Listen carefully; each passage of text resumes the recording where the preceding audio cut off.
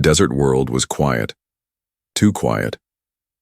Wind moved across broken rocks, carrying dust like smoke.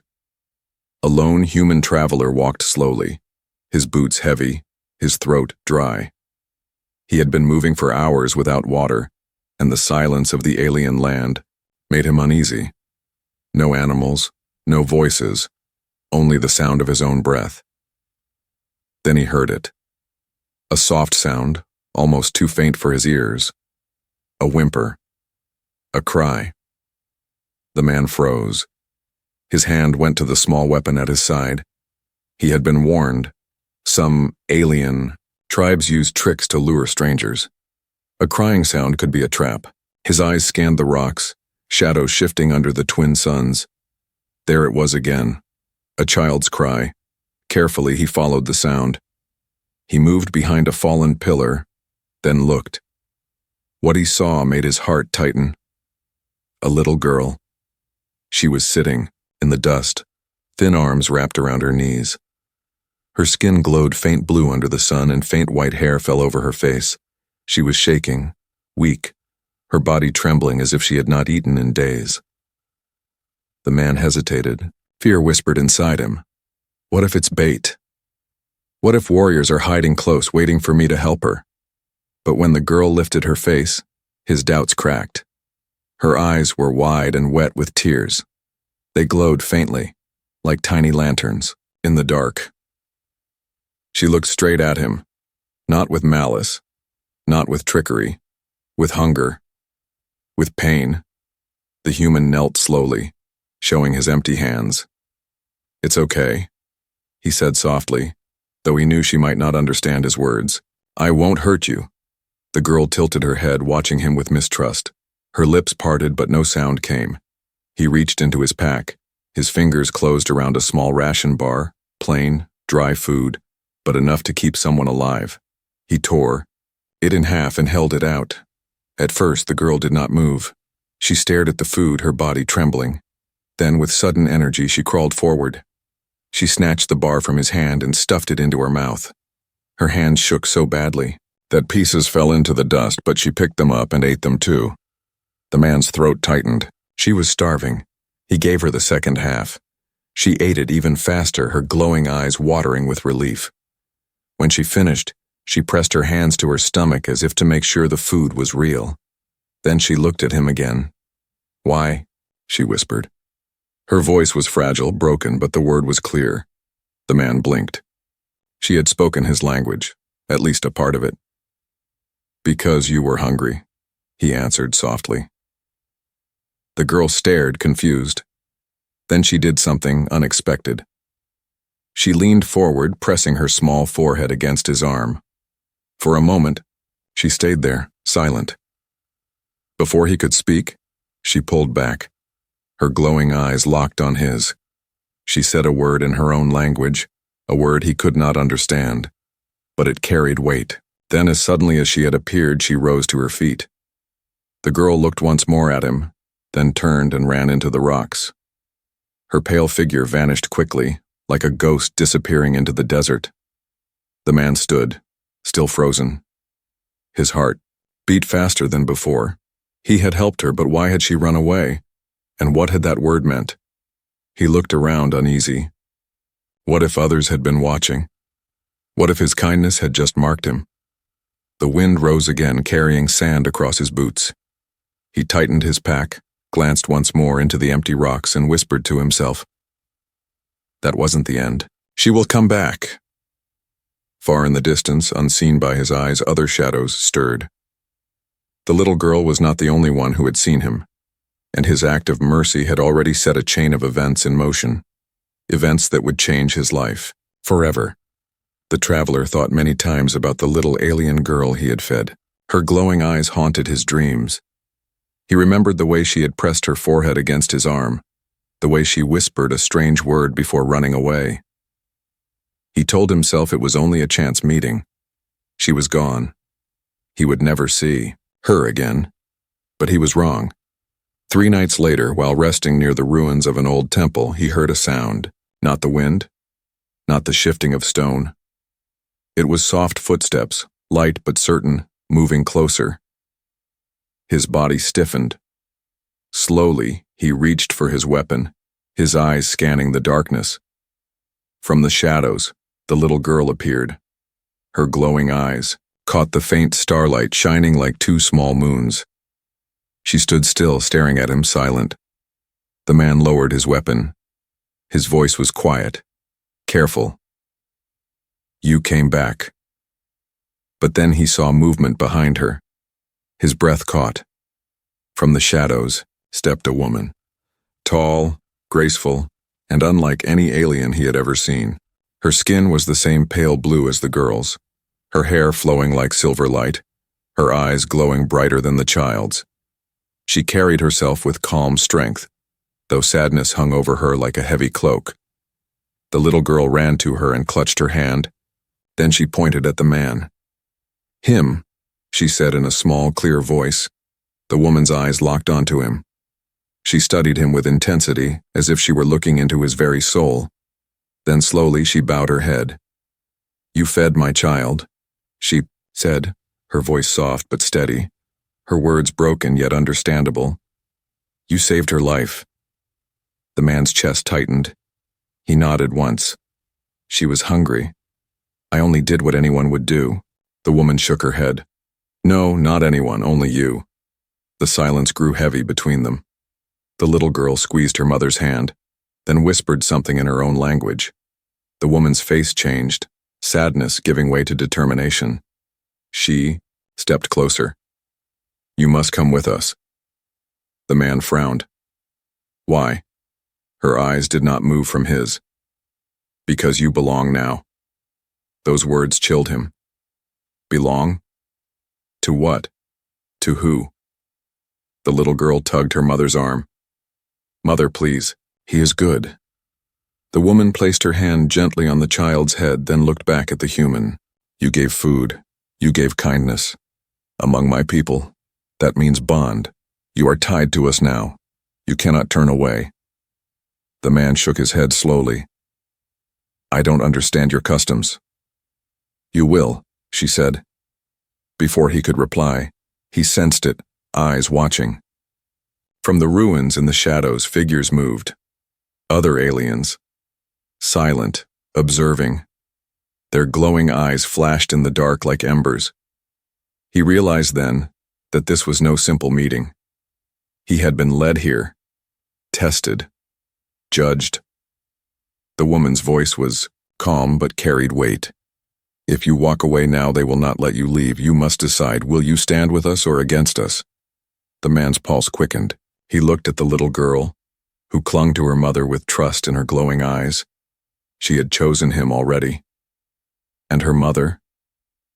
Her gaze was filled with something deeper than gratitude.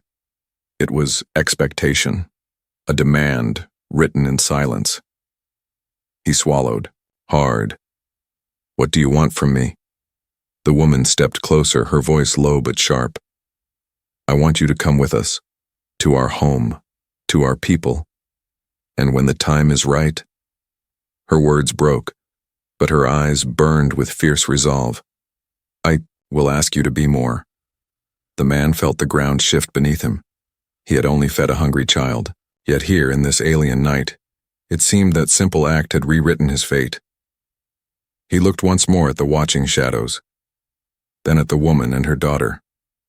Something inside told him he had no choice.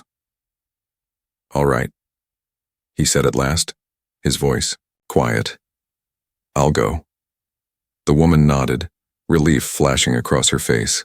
The little girl smiled, her glowing eyes bright as stars. But deep inside, the man knew this was only the beginning. As they walked into the darkness together, the shadows followed.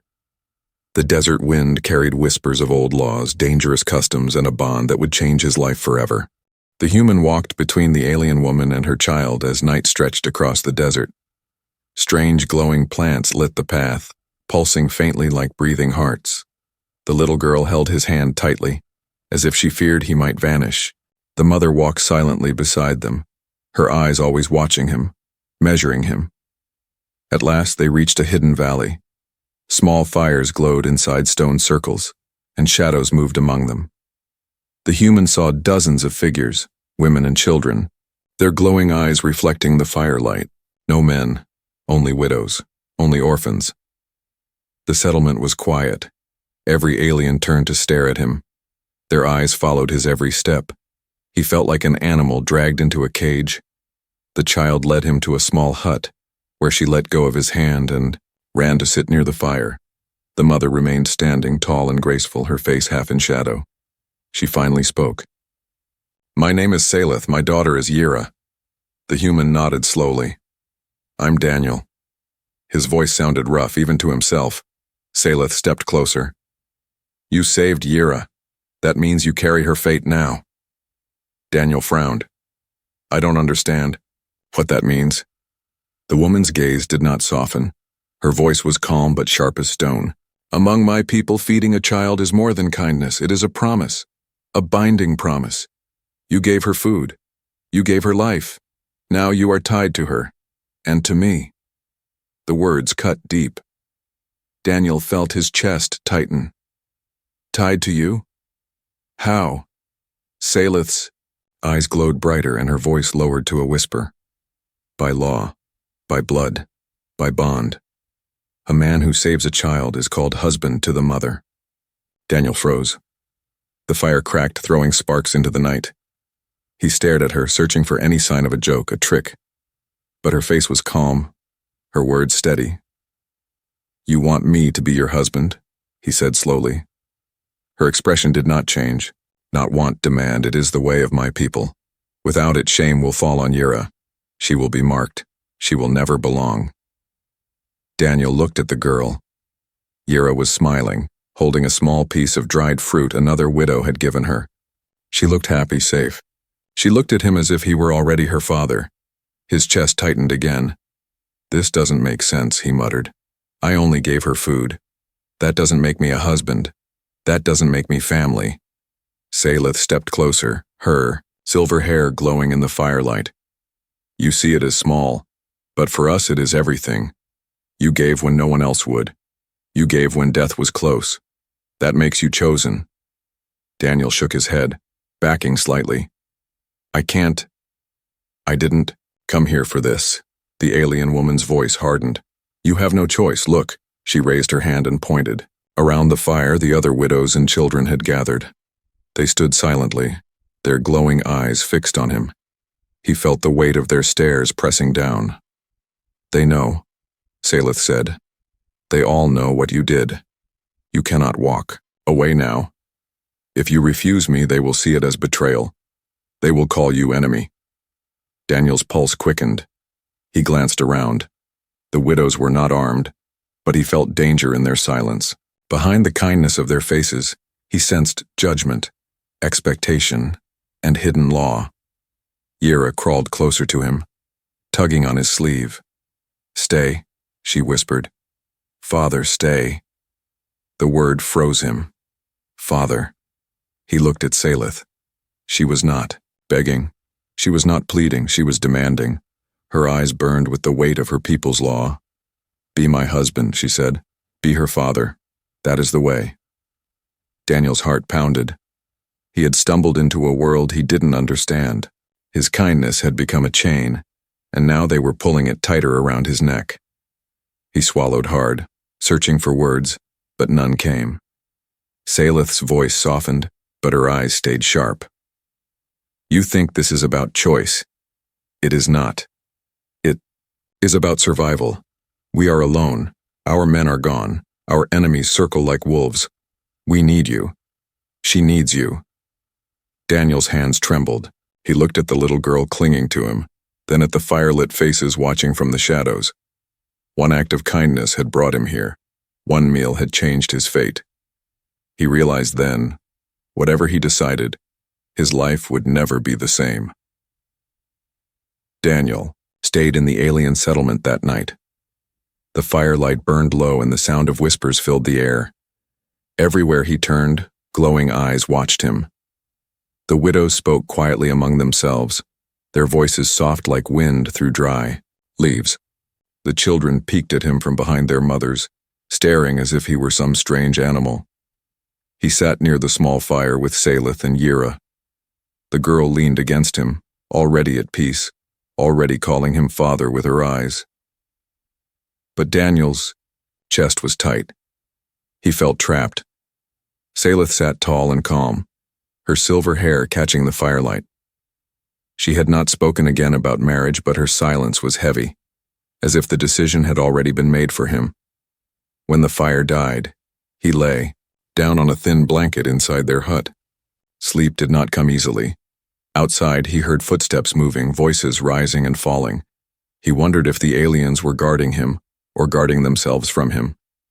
At dawn, Salith woke him. "Come," she said. He followed her through the settlement. Now he could see more clearly. The homes were made of stone and clay, patched together with whatever scraps they had. The women looked thin, their faces lined with hunger. The children clung to them, their eyes tired. There were no men, not a single one. Daniel frowned. "Where are your men?" Salith's face tightened. "Gone, taken by war, taken by death. Only we remain." Her voice carried sorrow, but also steel.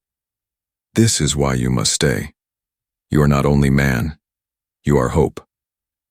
Daniel shook his head. "I can't be your hope. I'm just one traveler." Salith stopped and faced him. Her glowing eyes pierced into his. "To you, maybe small. To us, everything." Before he could answer, a group of aliens approached. 3 tall figures, women like Salith, but with sharper eyes and harder faces. They circled him slowly like predators. One spoke in their own language. Salith replied quickly, her voice cold, firm. Daniel could not understand their words, but he felt the tension.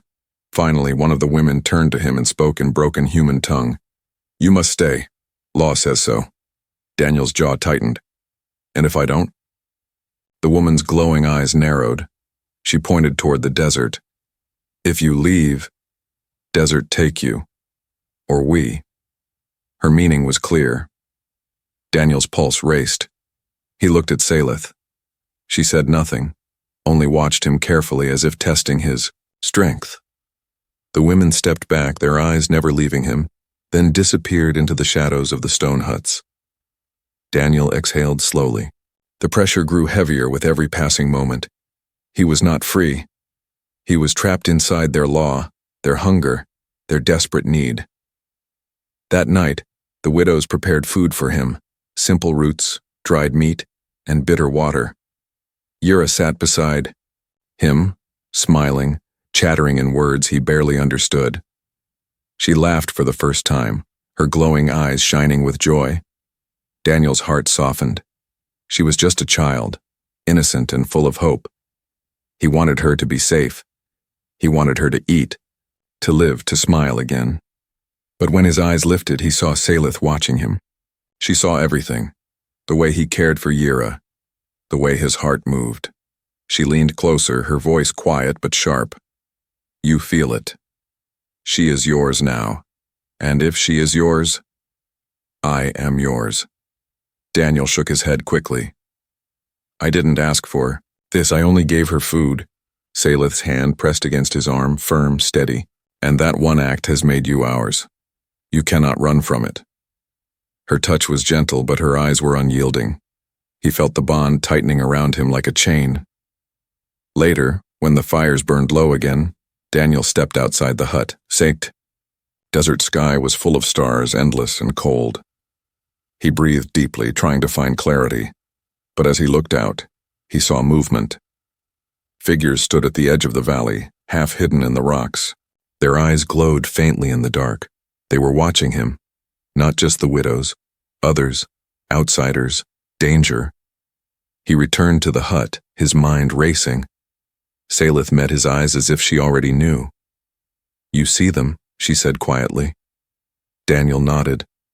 "Who are they?" Her voice was low, grim. "Enemies. They wait. They watch. They wait for us to break. That is why you cannot leave. That is why you must stay." Daniel's heart pounded. The pressure was unbearable now. Inside the settlement, the widows demanded his bond. Outside, enemies watched and waited. He was trapped between law and danger, between a widow's demand and the desert's silent threat. And deep down, he knew this was only the beginning. Night in the valley was never silent. The wind howled through the broken rocks and the faint glow of alien eyes flickered in the darkness. Daniel lay awake inside the small hut, Yira sleeping peacefully at his side, her tiny breaths steady and calm. Salith sat near the door, watching the fire burn low, her posture still intense like a soldier on guard. Daniel's mind spun. Every moment he stayed, the pressure grew heavier. The widows demanded he accept their law. The child already called him father. And outside the valley, enemies waited like wolves. He could not escape. Not without risking his life. Not without leaving Yira and her mother behind. A sound broke the night. Footsteps, slow, heavy, many. Salith's eyes snapped open. She rose silently, signaling Daniel to stay still. But the footsteps did not stop. They grew louder, closer, until shadows filled the doorway. 3 alien figures stepped inside. They were not widows. Their bodies were lean, hard, marked with scars. Their eyes glowed brighter, sharper, filled with anger. Daniel recognized them at once, warriors. One spoke in harsh tones, her voice full of venom. Daniel could not understand, but Salith replied, her voice strong, defiant. The warriors hissed, circling him like predators. Finally, one turned to Daniel and spat the words in broken human tongue. You break law. You shame us. You do not take Salith. You do not take child. You bring danger. You must leave. Daniel stiffened. He glanced at Salith. She stood tall, her glowing eyes fierce. No, she said firmly. He stays. He saved Yira. He is bound. The warrior snarled. Then he dies. Before Daniel could react, the warrior lunged. A blade flashed in the firelight. He rolled aside, the weapon striking the floor where he had been. Salith shouted, grabbing a staff from the corner. The hut exploded into chaos. Daniel's heart pounded. He fought back, his fists slamming into the warrior's chest. The alien stumbled, but did not fall. Another warrior swung her blade, cutting the air close to his face. Sparks flew as metal scraped stone. Yira woke and screamed, her glowing eyes wide with terror. Something strange happened then. Her scream grew sharper, louder, until it was no longer just a sound. A burst of energy exploded from her, invisible but powerful. The warriors froze, clutching their heads. The fire flared higher, sparks shooting into the air. Daniel felt it too, a shockwave, a force that rattled his bones. Yira collapsed, but the warriors staggered back, fear flashing in their glowing eyes. Salith moved quickly, slamming her staff against the ground. Enough! She roared. The warriors hissed, retreating toward the door. One spat on the ground, her voice dripping with rage. This human is curse. This child is danger. You will all pay. Then they vanished into the night. Silence returned, broken only by Yira's soft sobs. Daniel knelt beside her, lifting her gently into his arms. She clung to him, trembling. He looked at Salith. What just happened? Her face was pale, her voice low. Yira carries the power of our blood. She is not ordinary, that is why they fear her. Daniel swallowed hard. And me? Salith met his eyes. You gave her life. That power now ties to you. They will not forgive. They will hunt you. Hunt us. Daniel's chest tightened. He had thought the danger came from outside the valley. But now he saw it clearly. The real threat was already inside. Salith touched his arm, her grip strong. This is why I said you must stay. Alone, we cannot protect her. Together, maybe we can. Daniel looked at the sleeping child in his arms, her small body trembling from exhaustion. She had nearly destroyed the hut with her scream. She was dangerous, yes, but she was also just a little girl who wanted to live. He felt the weight of her against his chest, the weight of Salith's eyes. the weight of the entire settlement watching him, waiting for his choice. The conflict was no longer about law or custom. It was survival. And survival, Daniel realized, came with a price. He whispered to himself, his voice steady even as fear gripped him. I won't run. Not now. Outside, the desert wind carried distant howls. The enemy had heard Yira's power. They would come, soon, and Daniel knew the true battle was only beginning. The night after the attack was heavy with silence. The widows rebuilt the broken hut, their glowing eyes dim with fear. Yira slept in Daniel's arms, too exhausted to wake, her small breaths uneven. Salith sat across from him, her face shadowed by the flickering fire. No one spoke for a long time. Finally, Daniel broke the silence. They tried to kill me. They called Yira a danger. Why? Salith's voice was calm, but there was sorrow in it. Because she is different. Her father carried power in his blood. When he died, the power passed to her. That scream. It was not the first time. It will not be the last. Daniel frowned. Then she's in danger. All the time. Salith nodded slowly. Yes. Our enemies want her gone. Even some of our own fear her. But she is my child. I will not let them take her. And now... She looked at him, her eyes glowing brighter. Now you are part of her fate, too.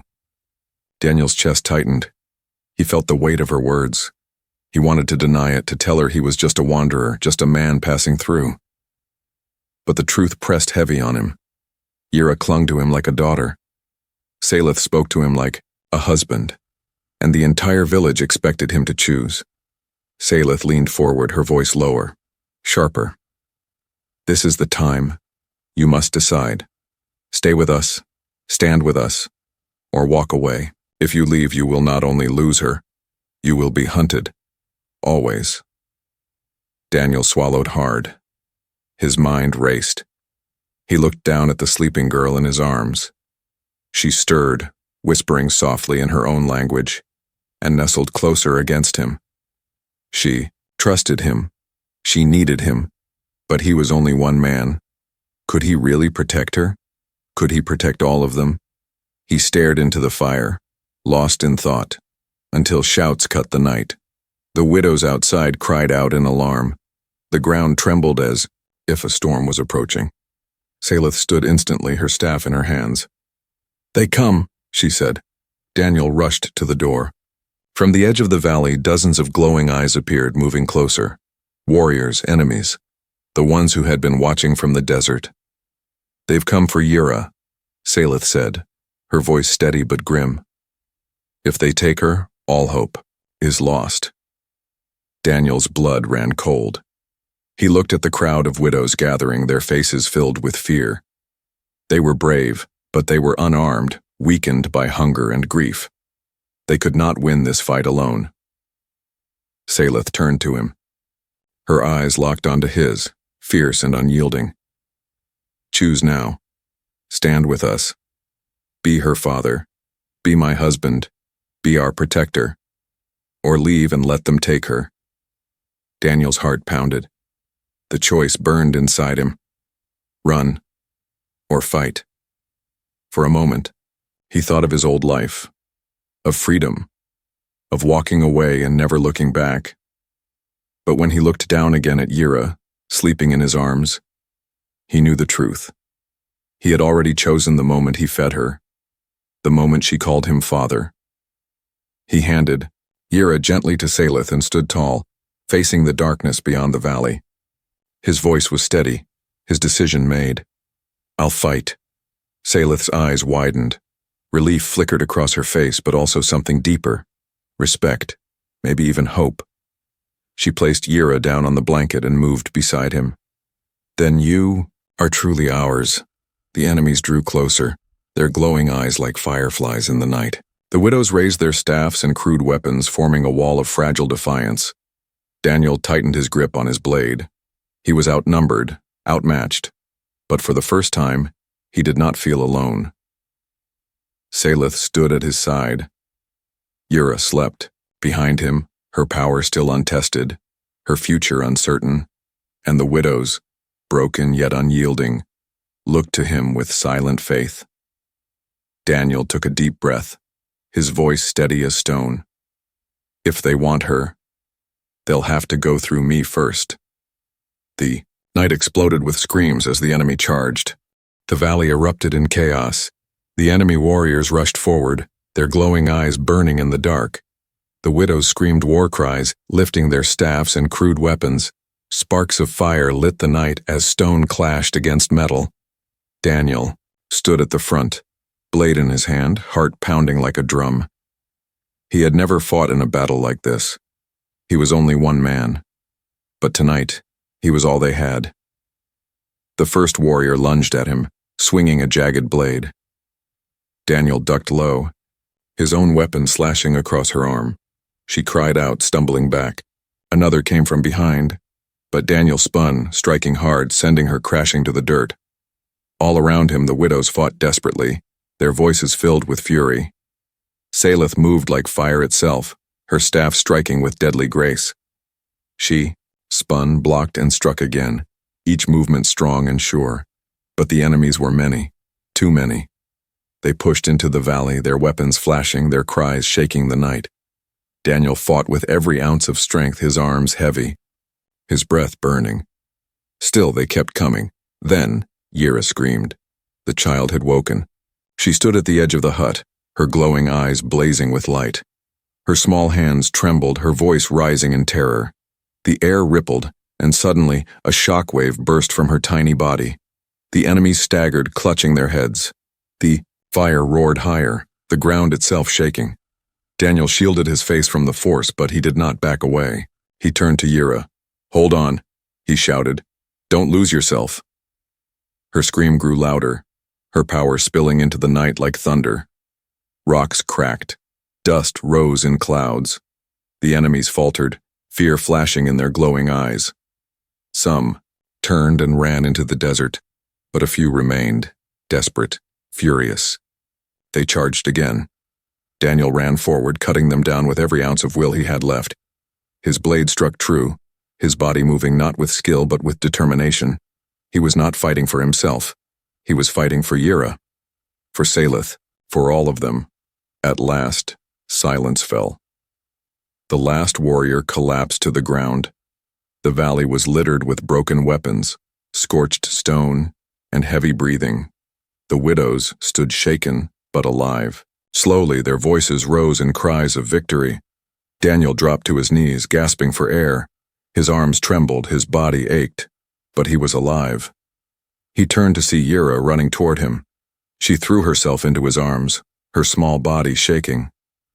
"Father," she whispered, "you stayed." Daniel's chest tightened.